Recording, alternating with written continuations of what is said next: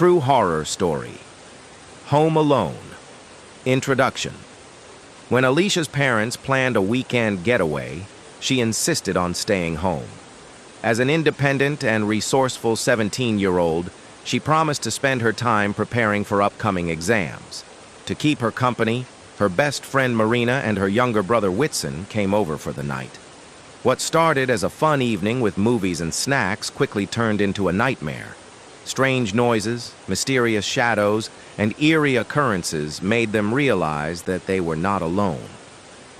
What they uncovered during the course of the night would change their lives forever. Story. Chapter 1. The calm before the storm. Alicia's parents waved goodbye from the driveway, leaving her in charge of the house. She felt a mix of excitement and responsibility, a rare chance to prove her maturity. Marina arrived shortly after, her bag filled with snacks and a stack of horror DVDs. Witson, curious but a little wary, joined them in the living room. "This will be fun," Marina said, plopping down on the couch. "No parents, no rules." Alisha smirked. "Well, except for one rule, no breaking anything. My mom will kill me." The trio spent the evening laughing, eating, and watching horror movies. As the last rays of sunlight disappeared, the atmosphere in the house shifted. Witson, who had been unusually quiet, glanced nervously at the windows. "Did you hear that?" he whispered. The girls exchanged puzzled looks. "Hear what?" Alisha asked. "A knock on the back door," Witson replied, his voice trembling. They brushed it off as his imagination, but Alisha couldn't shake off a growing sense of unease. Chapter 2. The first sign. At around 10 p.m., the power flickered. The lights dimmed, and the television screen went blank. "Great," Marina groaned. "Is this part of the movie experience?" "I don't think so," Alisha replied, grabbing her phone to use as a flashlight. Witson stood by the window, peering out into the darkness. "I saw someone," he whispered. Alicia's heart skipped a beat. "Don't joke about that, Witson." "I'm serious," he insisted. "There was a figure near the tree line, just standing there." Marina laughed nervously. "It's probably just some neighbor." But Alisha wasn't convinced. She locked all the doors and double-checked the windows.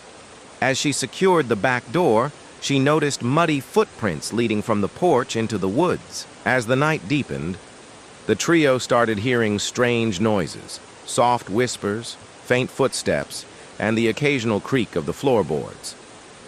"I don't like this," Witson said, clutching a pillow. "Let's just stay together," Alisha suggested, trying to keep her voice steady. Suddenly, there was a loud bang from the basement. The sound echoed through the house, freezing them in place. Marina grabbed Alicia's arm. "We need to check it out." "Are you crazy?" Witson hissed, but curiosity won. Armed with flashlights and a kitchen knife, they descended into the basement. The air was cold, and the faint smell of dampness filled their noses. They found nothing unusual at first, but as they turned to leave, Alisha noticed a shadow move across the far wall. "Did you see that?" she whispered. Before anyone could respond, the basement door slammed shut. Trapped in the basement, panic set in. They banged on the door, screaming for help, but no one answered. Suddenly, Marina's flashlight caught something on the wall, a series of strange symbols etched into the concrete. "What is this?" Marina asked, running her fingers over the markings. "I don't know," Alisha replied, "but it looks old." Witson found a dusty chest in the corner. Against their better judgment, they opened it. Inside was a collection of photographs, each showing the house at different points in time. In every photo, a dark figure stood in the background, its face obscured. "This house is cursed," Witson whispered. After what felt like hours, the basement door creaked open. The trio hesitated, but eventually made their way back upstairs.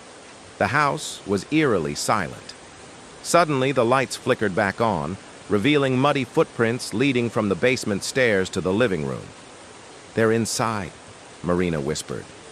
The trio huddled together, clutching their improvised weapons. A shadow moved across the hallway, followed by soft, deliberate footsteps. "Who's there?" Alisha called out, her voice trembling. A chilling laugh echoed through the house.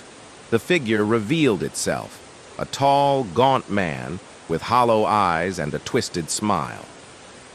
"You shouldn't have stayed," he said in a raspy voice. He didn't attack, but instead started a sinister game of cat and mouse, chasing them through the house. Every time they thought they had escaped, he appeared again, blocking their path. Marina tripped and fell, screaming as the man loomed over her. Alisha and Witson managed to pull her to safety, but it was clear that they were running out of time. Desperate, the trio retreated to Alisha's parents' room, barricading the door. They found an old journal hidden under the bed, detailing the house's dark history. The previous owners had performed rituals to summon a spirit, but something went wrong. The entity they called forth had been trapped in the house ever since, feeding off the fear of its occupants. "We need to finish the ritual," Alisha realized. Following the journal's instructions, they gathered the necessary items and performed the banishment ritual. The entity fought back, causing the house to shake and objects to fly through the air. With a final scream, the figure disappeared, and the house fell silent. Moral of the story: fear can be paralyzing, but courage and unity can overcome even the darkest of challenges. The trio learned the importance of facing their fears and relying on each other in the face of danger. They survived the night, but the experience left them forever changed, a reminder that some secrets are better left undiscovered.